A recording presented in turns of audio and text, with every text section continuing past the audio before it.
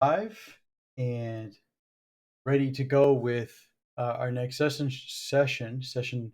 If you notice, I've been labeling them A and B. A for the morning chatting sessions and B for the evening gaming sessions.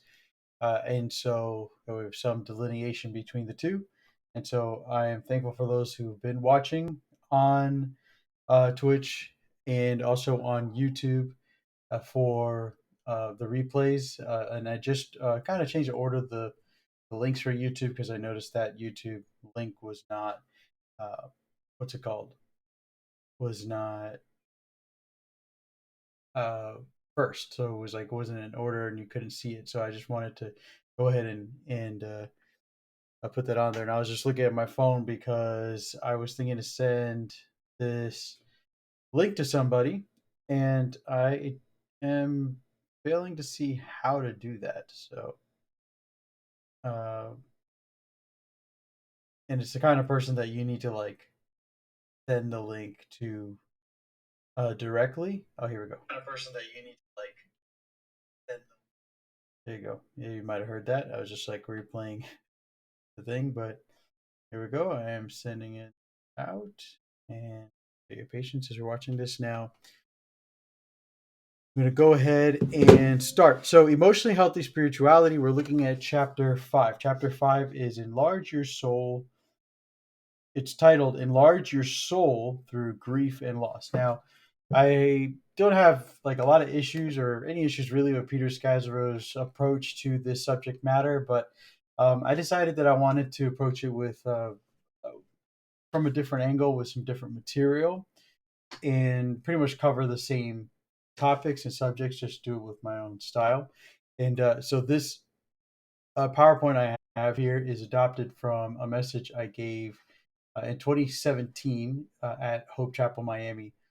And I was privileged to have an opportunity to speak there. And I decided to cover the subjects of loss and grief at that time. And so pretty much it's the same message, but not not a sermon and not as long. As kind of hitting some of the high points. But again, this chapter, the idea from this comes from Emotionally Healthy Spirituality, which is the book you see, the cover of the book you see behind me. Now, with all of these subjects, you have to remember the key. Uh, you have to remember the key point is this, right? That as human beings, we have choices to make when it comes to our emotions. Are we going to pay attention to them? Are we going to recognize them? Are we going to listen to them? Are we going to try to understand them? Are we going to try to process them? Or are we going to ignore them? And when we ignore them, we limit our ability to grow and to mature as a human being, just in general, right? People that are unable to process the stuff that's going on inside of them will always remain stunted in their maturity, okay, in their maturity. So that's how you have big people that look like big babies because they haven't learned to process the emotions and what's going on inside of them, and from there moderate their thinking and their actions. Okay, from that vantage point, so like someone gets angry that or gets angry about something, and instead of processing the anger, understanding what's the anger come from, what am I really angry about, okay, now what am I going to do with this anger? And then, from there, we got to learn what are the healthy options, right? The healthiest option to deal with anger is forgiveness in most contexts. But you move on from there, right? And but it really does start with that first step of understanding, recognizing what the emotions are, labeling them, and then as you learn more about emotions, you learn more about how to handle them in a healthy way versus an unhealthy way, right? So, anger, you got forgiveness, or you have rage, or you can have violence, or you can have trying to hold it in and keep it to yourself. And then you got problems like depression or anxiety, or so on and so forth. Okay. Now, with this chapter, the emotions that he wants to address are the emotions associated with loss and grief. Okay? And those are some of the bigger, heavier emotions that we as human beings have to deal with. And we certainly have to deal with them. And in the chapter, he talks about how there are different cultures who deal with loss and grief in different ways. He talks about Americans that have a British ancestry specifically, and how they tend to try to pretend like grief isn't happening. And he gave an anecdote about a girl who argued, "Why should I go to my twin sister's funeral if she's already dead? It's just a waste of money." Right. And so this like emotional detachment from the whole process. And then he cites the movie Ordinary People, which I haven't seen, but he kind of gives a thorough description of it here. And it just seems like the character that's has problematic issues. It's a mother. She just doesn't want to deal with the grief and the loss of her son, and it really negatively affects the her other son and her husband, and the marriage ends up ending. So there are some cultural aspects to it. There are other cultures that in India, people wear white. They go and they have these services. I remember when we were in India. We were in India back in November. We were there for a month, and in South India, we saw a couple times funerals happening, or at least the process of death being acknowledged. And I remember there was this one town we were driving to my uncle's house, and we had to drive to this one town where someone had died, and so the ambulance. It's really interesting process. The ambulance actually brings the body to the home, to their home, right? And from there, the whole community it looked like was there. Everybody was waiting. They're watching. They're looking to see the person that died, and it's just like really a huge community involvement with the process, right? And I've been to plenty of funerals here in the U.S. I've been to plenty of funerals where people are like, oh, we're not going to grieve today, and Skazro talks about this. We're going to celebrate life, and a lot of that is done to try to moderate feelings and try to moderate the atmosphere. I think it comes from out of a misapplication of what Paul talks about. He says, don't mourn like those who don't have any hope. And that's certainly important. We don't want to mourn as if, the person that we knew is just gone or they're totally lost. Obviously, if someone is an unbeliever and they've died, that's a whole other, a whole other kind of grief and mourning. But for those of us who know the Lord, and for people who have died who know the Lord, certainly we have a better hope, understanding of where they are. But that doesn't mean that we can't grieve. But Paul says, "Don't grieve like those who don't have any hope." Don't go out and just be totally detached and devolving and lost and in addiction. And we'll certainly talk about that today as well, like some of the unhealthy ways that people grieve. So he's like, don't grieve in that unhealthy way, but and like someone without hope. But he doesn't say don't grieve. He doesn't say that at all. Now, what I want to first talk about and address is the idea of loss. Okay, so what is loss? When we think of loss, we think of loss through the death of people we love. But loss is far more a far more encompassing theme in our life. This, by the way, is a quote from Judith Viors. For we lose not only through death, but also by leaving and being left, by changing and letting go and moving on. Like what? What are you saying? There's a lot of things that lead to loss. And our losses include not only our separations and departures from those we love, but our losses of romantic dreams, impossible expectations, illusions of freedom and power, illusions of safety, and the loss of our own younger self. In other words, loss is something that we as human beings deal with in multiple fronts and multiple facets and in a lot of different contexts, right? As I'm reading that, I'm thinking about the loss of our own younger self. For the first time ever, I pulled, or not pulled, like I kind of lightly strained a groin muscle playing soccer last night. Maybe a few months back, I sprained my LCL, the same leg. And I keep thinking, so as a new injury pops up, you're like, oh man, like I turned 40, I'm in better shape than I've ever been, but it's like my body's It's not like my body's breaking down a little faster and easier than it used to, right? And that's a loss I have to deal with. And truth is, like I put the picture of the baby, fresh out the womb. If you haven't seen that before, it pretty much does look like that. There's not as much red from the blood as I saw um, when my daughter was born, but there they are. They come out like that. And the reason I put that picture there is because from the very uh, moment we're born, we experience tremendous loss.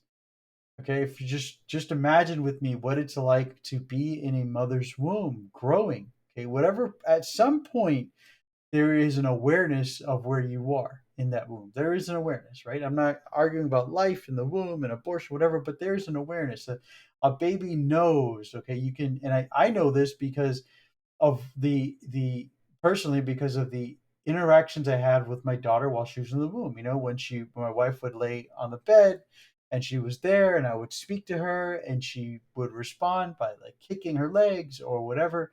And you just felt like there was awareness, like she could hear my voice. But if you think about what that space was like, I mean, there was no light, right? There was no light. I'm assuming light, not a lot of light gets through the skin and all the way in there. It's dark and it's warm, right? The inside of the body is warm. 98.6 degrees is the temperature that we have when we're not having a fever. And so that's like a really nice setting there. You're floating around in this liquid, right? Amniotic fluid, you're floating around. And it's got to be like this warm, dark, comfy, cozy place. Now, at first, it's really comfortable. You're flipping around, you're doing, you got room, but as you start to grow, it's like there's not as much space yet, right? And there's some loss there. It's used to this, but it's changing. And then the child is born, and most people are born in a hospital. I know there's home births and all that kind of stuff, but our daughter was born in a hospital, and that hospital room was bright. Okay, and you look at the baby here, like, oh my goodness, and there's noise, right? It's not just the mother's heartbeat and the sounds of the fluid inside. It's not this nice calming sound anymore. It's people talking. Oh, the baby's here, and it's you crying too, and so you're like hearing yourself crying. You're probably like, oh, what's going on? Like this, I want to go back to where I was, and it's cold also, right? So like you're freezing. You go from warm 98.6 degrees, and now you're in this cold room that's like 60 something degrees, and you're dealing with this great tremendous loss of an awesome place to be in, just like that. We're born into this world with loss, and the losses continue. And as you get older, I think about the first time my daughter lost her tooth, and the first time you skin your knee and you fall down and you get hurt, and it really hurts, and the realization that life has pain and there's a loss there too. When you realize that life has pain, you're like, man, well, why? Like that loss of security. Like I can do whatever I want. I remember my daughter used to do these crazy flips on the couch, and she knew what pain was, but there was this one time where she did this crazy flip and she fell off. My wife and I were there with her, and she's like maybe 2 years old, three probably, I don't know. And she hit the corner of her head hit the corner of like a coffee table, and man, the pain that she had and the screaming and the blood, and it was just a crazy mess. I mean, it was like the one time I ever thought like I'm gonna take her to the hospital for an emergency. And she definitely, like, I remember her being sad because not only did she get hurt, but I think she realized like I can't do this anymore. I can't be rolling around on the couch anymore. It doesn't stop her from jumping on it, but doing that specific thing doesn't happen anymore. And so that happens when she goes out of her bike. Like kids get excited, "Oh, I got a new bike," but sometimes she sees these smaller bikes. And it reminds her of when she had her cute little white and pink bike, and she used to ride that with the training wheels, and see her try to get on it, and I'm like, "What are you doing? You can't ride that bike. You're too big for it." But there's a connection there, and we've lost that connection, and that's really what Vierce is talking about here. We have these losses that are really tiny. There's another quote that she has. It's just like this silent conspiracy, which I think I have a slide to reference to later. Though that's Norman Wise, but there was another quote also from her book about these silent losses, and it's just like we go through them since the time we're born, and we're taught very early on. We don't have parents who are aware of it, that we just kind of deal with it and we ignore it, whatever the feelings might be that are associated with that loss. Okay?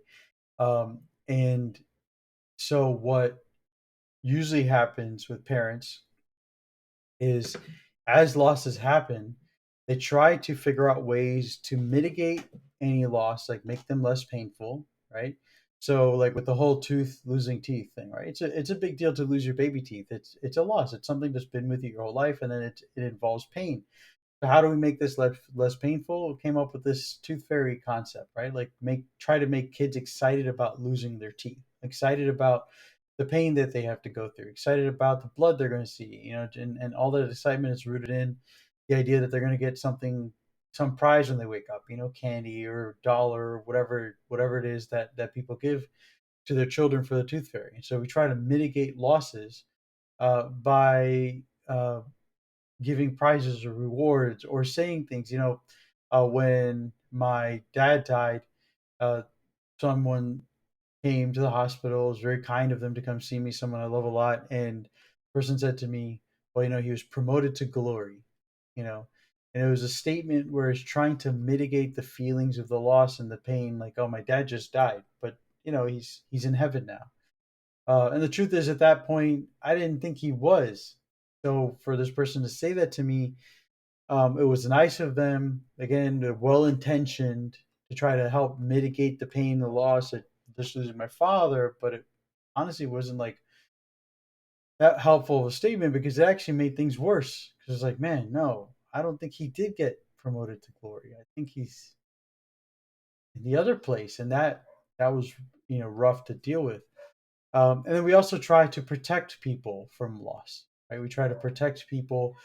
So if we can't mitigate a loss, if we can't find a way to soften the blow, right? We try to protect them. And then we justify lying or being manipulative or just other actions where we try to keep truth from people, right? Because we're trying to protect them from the potential of pain and loss. That's usually the pattern of living there.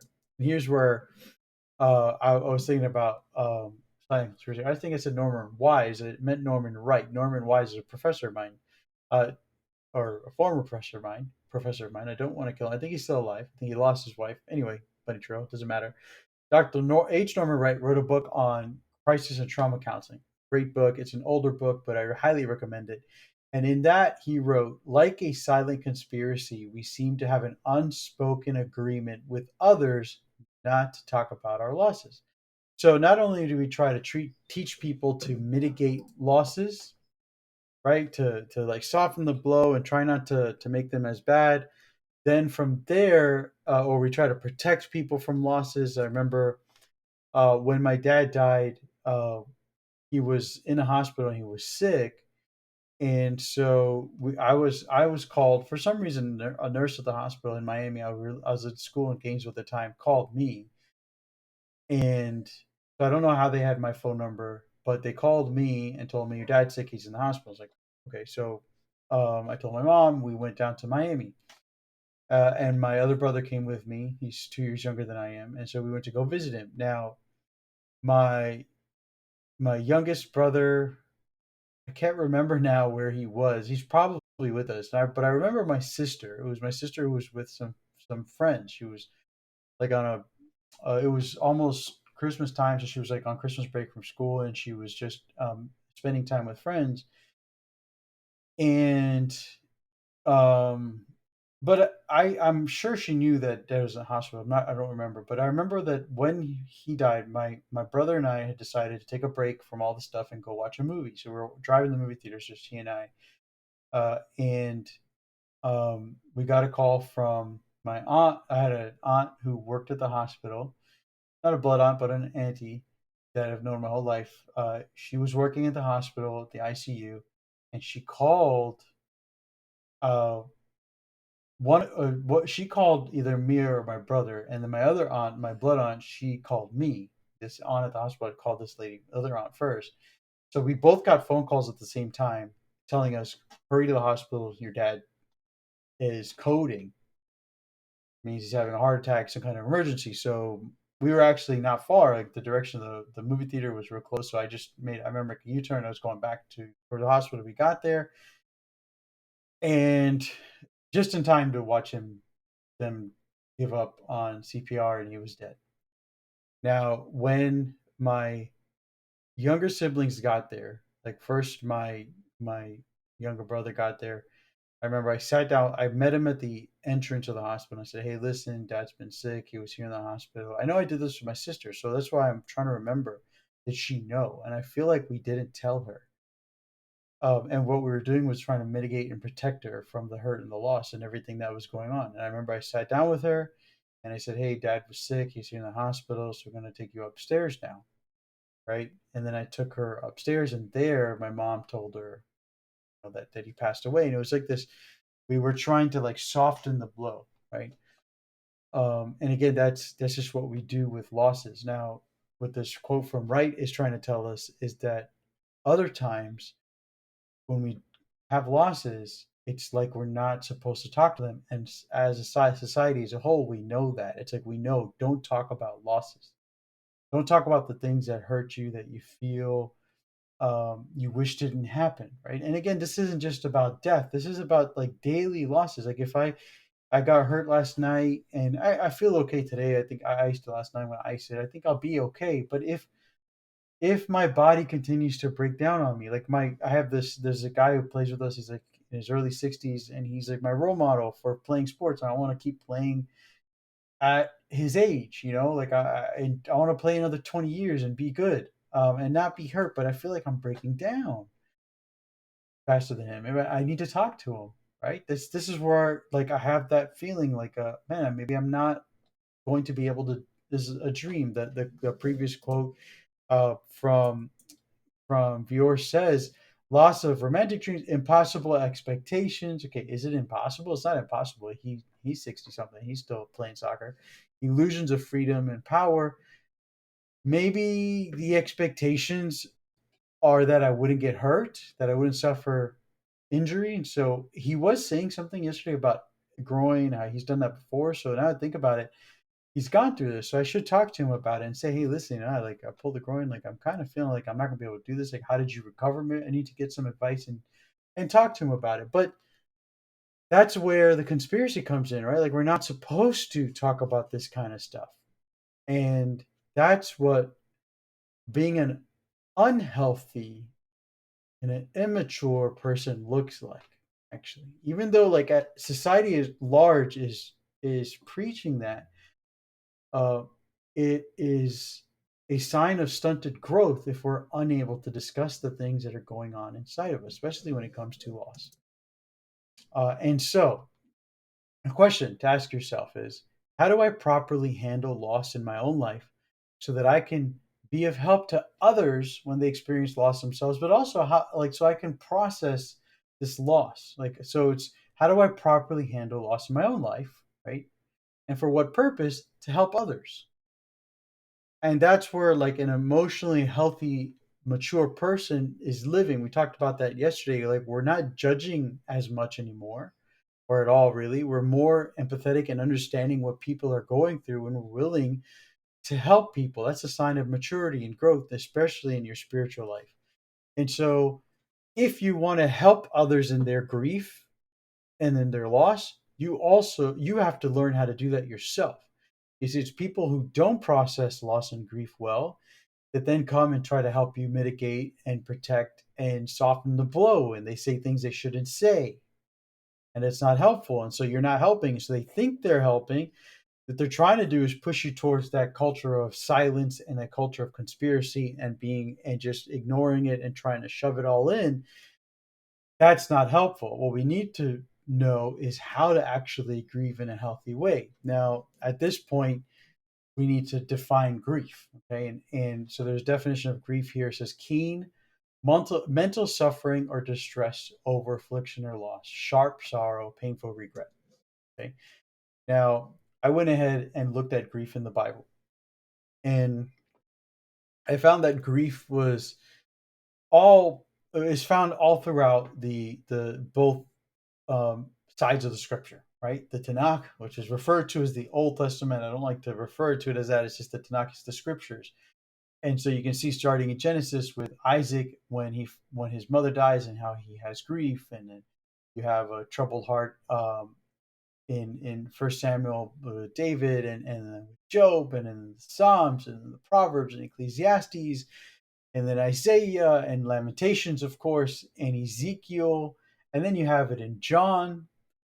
And there in the quotations from John 16 is where Jesus is speaking to the disciples, and he's understanding their grief, right? He's not telling them not to grieve. He's just saying, like, I know your grief will be turned into joy, and therefore you too have grief now. He's acknowledging that in the moment they are grieving, they're sad, they have this sharp pain, this sharp sorrow.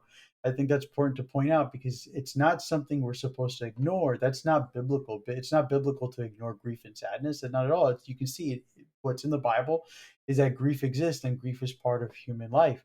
And then in Romans and Hebrews, if you notice, there's a reference number after each biblical reference. So, like, let's say the first one, Genesis 26:35, then you have 47867307. So those are references to concordance for the meaning of the word in the original language. So the word in the original language and then the meaning of that word. So what I did was I compiled a list of definitions based on these references, like 4786, 7307. You see some of them are similar, like 3708b. That means the same word is used there in Job 6.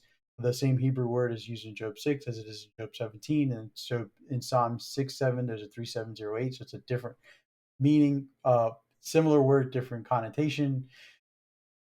There's a lot there, right? So what does it all mean? Well, I compiled the meanings together separately. So Hebrew meanings, all I looked at all of those references and I wrote down key points, and I narrowed it down to this.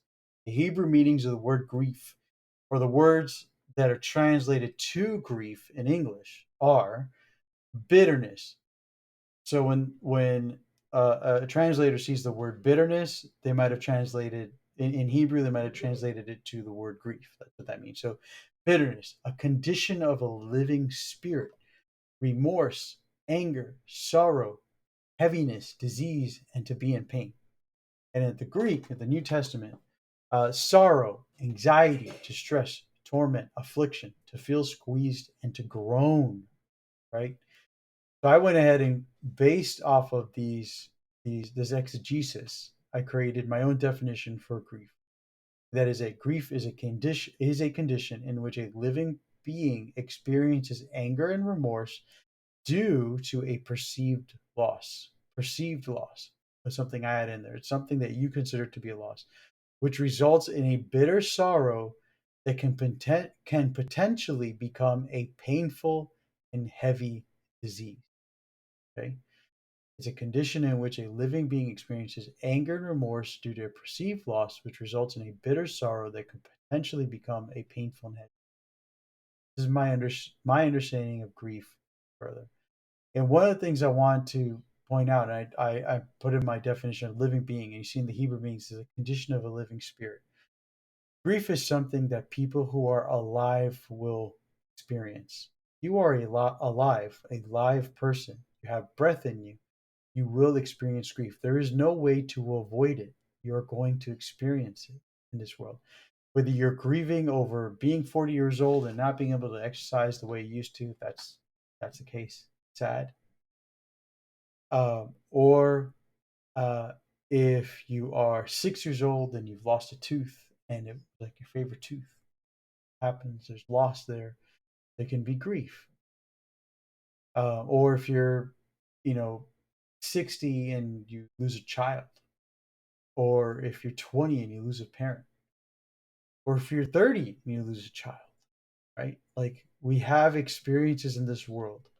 If you're driving your favorite car and somebody hits you and totals it and you've got to give it up and it was like your favorite car, that's a loss, right? Even women who have had abortions will feel loss. You're living like I don't want to talk about abortion being right or wrong, but I want to say that if you make that decision, my experience, both professionally And personally, not like personally that like in relationship, uh, not that it's something we did. Just want to clarify, but something that we've met someone who's done something like that, is that there is a feeling of loss and grief, and a lot of women who made that decision will feel like they're not supposed to talk about it or not supposed to feel anything about that. Like, and such, they're told like it's not a baby or whatever, like whatever that stuff is, it doesn't change the fact you're going to feel a loss there. You're going to grieve, or you should grieve. You're going to feel a loss. If you don't grieve, there'll be problems. And the men who are involved too will also have feelings of loss. And it's like, oh, it's not my body, it's not my choice, I can't do anything. But they will still feel grief, and they will feel sorrow, and they will feel anger, and they will have remorse and heaviness, and it can become something that potentially is problematic and painful to the point where it's like a disease in the soul, right? So loss can happen in a lot of different ways, and the result of that is the feeling of grief. Now, how do we handle grief? The first, this is a model for healthy grieving, and the first step in that is accepting the loss. Okay, part of that is naming the loss, being able to identify what a loss is. Because sometimes people kind of like, I feel this or that. It's like, I'll have to ask. It sounds like they're describing grief. So I have to ask, like, have you experienced any losses? And like, well, no, nobody's died. It's like, oh, no, a loss isn't just that. A loss is anything we had an attachment to and we lost it. That attachment was severed is a loss. I remember I had this really awesome transformer, right? And I'm an 80s kid. I was born in 83. And so I was probably like 85 years old, it's probably like 88, maybe even four, right? So even younger. So this might have been one of my first losses, but I remember this awesome Transformer toy, right? And it was what I remember was red and gray, and what I remember was also turned into a jet, and it was not in great shape. It was beat up. I mean, I'm like 3 or 4, so it's a beat up toy, but it was my favorite toy. And we took a road trip to New York to go visit family. And I remember having it with me, but when we went to New York, but at some point I lost it. And for the longest time, like, my memories are there. I remember those trips to New York, and I have images of my childhood there. Might have been older because, maybe my sister was around. She was born in 89, so that would make me 6, 7, 8 years old. So maybe I was older. I'm not sure. But I just remember losing that toy and wanting it back, and I couldn't find it anywhere. And there was a time in 2005, so fast forward to like 22 years old, I was visiting that house for the first time in a long time in New York. I was visiting my cousins there, and I went into the basement that was packed full of stuff, and I was just looking for it. And I remember my cousin being like, I don't know if you're going to find it in there. I was like, I don't know. I just want to look. I had an attachment to a toy as a child. It was my favorite toy, and then I lost it, and I didn't know what to do with that feeling. I still was looking for it, like 18 years later or 15 years later. And what I failed to do was accept that it was gone, that the loss happened, and I wasn't going to get it back. And there are people, and part of a model for unhealthy grieving is the inability at this stage to accept a loss. There are people who have an inability to accept a loss and to start the process of moving forward. Not saying like get over it. No, I'm saying moving forward. The next part of moving forward is experiencing the pain. Okay. I had to at some point realize I'm not getting that toy. Every once in a while, I'll check on eBay. I'll search like 80s Transformer toys, try to find like that same one, but I can never see an image of the one that I lost, right? And so I just have to experience the pain like I'm not getting that back. And this applies for losing people too, or losing jobs, or losing a dream. Uh, if my wife dreams that we will go on an Alaskan cruise one day, and I really want to make that happen for her, right? One day, I really want to make that happen. But if we get to like 70 years old or something, sick and in her deathbed, and we're like, oh man, we never went on that cruise. It stinks to think about that, but because I don't want that to happen. But it's a loss that she would have to experience the pain of that also. Like, not only is she dying, but she's like, oh, I never did my Alaska cruise. We can't say, oh, that's not important now, just ignore that. But even in that, we are dying, it's not even about that. It's like, no, that is important. That's the point. Experiencing the pain, no matter when the loss happens, is part of the process of healthy grieving. When we deny the loss or we deny the pain, we run into unhealthy grieving. And so people who fail to accept the loss will usually try to deny the pain. And denying the pain often looks like using alcohol and using drugs or using relationships or whatever it might be. Distractions, distractions, distractions. Skysworth talks about that, how addicted we are in the society. We want to watch TV. We don't want to listen to anything that might be meaningful. We may want to not even listen to something like this because it's going to bring up the pain, and you don't want to hear that. You don't want to be reminded of that kind of thing. And so, a model for healthy grieving is accepting loss, experiencing the pain. Unhealthy is the opposite, not accepting the loss, trying to avoid the pain. Eventually, you move into this place where you adjust to the environment without the person, and that's where parents who lose their children go into those rooms and they pack up the stuff and they sell and they donate and they decide, experience this pain now. This person is gone. I'm going to adjust this environment. I can use this room for something else. And it's really hard. I know. I can't imagine what it would be like, to lose my daughter and have to get rid of her stuff and change her room around, and yet I know that that would be a sign that I've been grieving in a healthy way. It's very difficult to even imagine. So I can't imagine going through it, and it's not something I want to push someone towards, to want to try to highlight. These are the moments where you know that you have been processing and have been experiencing and maturing and moving forward, and then reinvesting emotional energy in other relationships. And that's why the adjustment to the person not being there is important, because without that, you're still giving energy, emotional energy, to someone who's died, and then the people around you are not going to be getting any kind of attention themselves while they themselves are going through pain, right?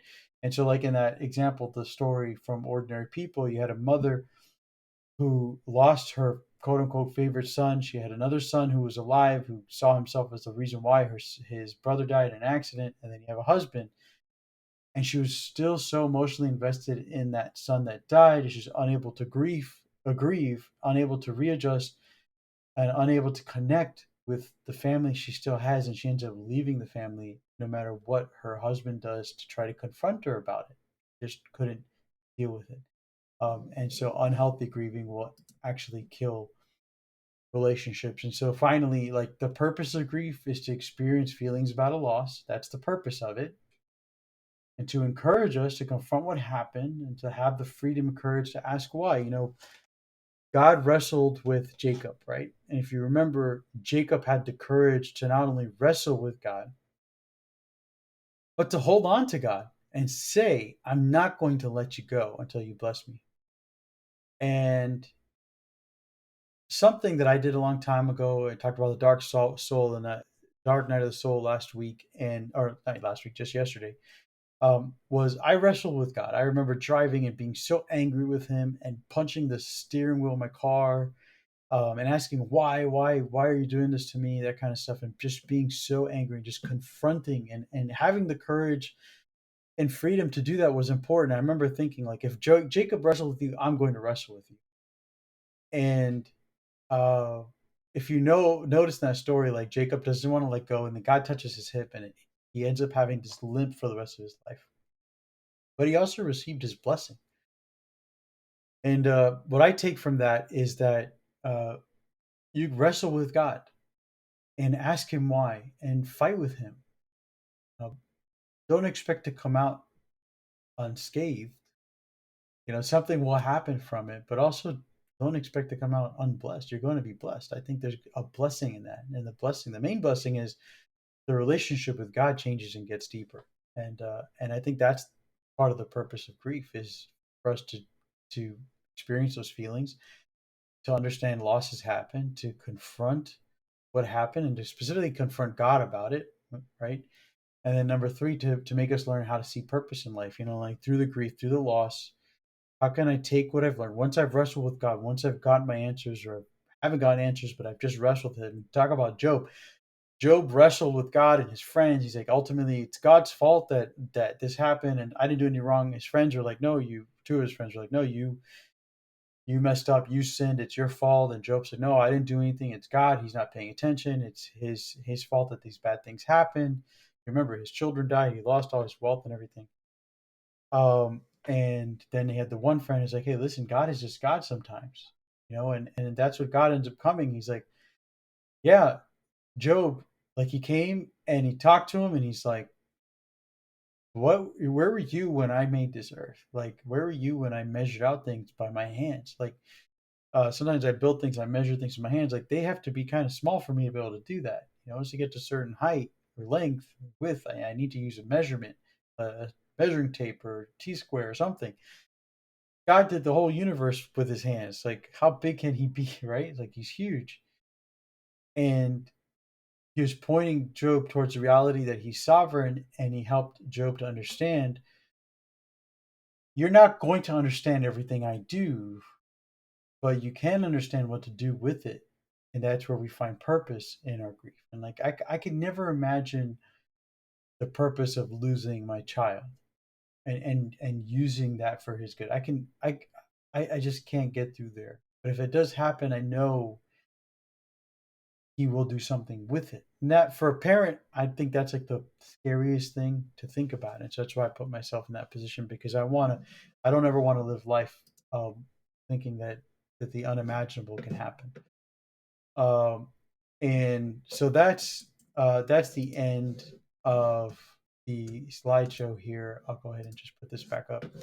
And our time, I think, just looking at the chapter, I want to look if there's anything else I wanted to mention. Uh, no, I think I pretty much covered the subject in an accurate way and in association with in a similar spirit as Skazro does. So anyway, I know it's a lot of deep stuff. If anybody watching this now or going to watch it later on YouTube, if you need to talk about loss and grief in your life, like, I'm available. If you don't want to talk to me about it, reach out. I can help you find a counselor or someone in your area that you can talk about it with, or reach out to those people you trust in your life that aren't going to spiritualize away your feelings. That's my main concern with, like, a lot of pastors, is they want to spiritualize away the feelings. Like, oh, you just pray and just read your Bible and it'll go away. It's like, no, I don't want you to do the things that you're supposed to do, like, early on in Christian life to grow. I want you to struggle. I want you to wrestle with him. And sometimes that wrestling match needs someone else to bounce ideas off of, and that's like, I think, the healthier way to handle those feelings of loss and grief. They can get to a place where you come out of it on the other end a more mature and healthy individual, and your spirituality in that sense will also grow as well. All right, thank you again for watching. Remember, you can go to the channel here. You got links to the YouTube page where all the videos are posted after they've been aired on Twitch. Go ahead and share with your friends, like and subscribe, like my daughter likes to say. And I will be streaming with her later this evening around 5 or 6 o'clock, and we will also talk about loss and grief while we play some video games. All right, till next time. Bye.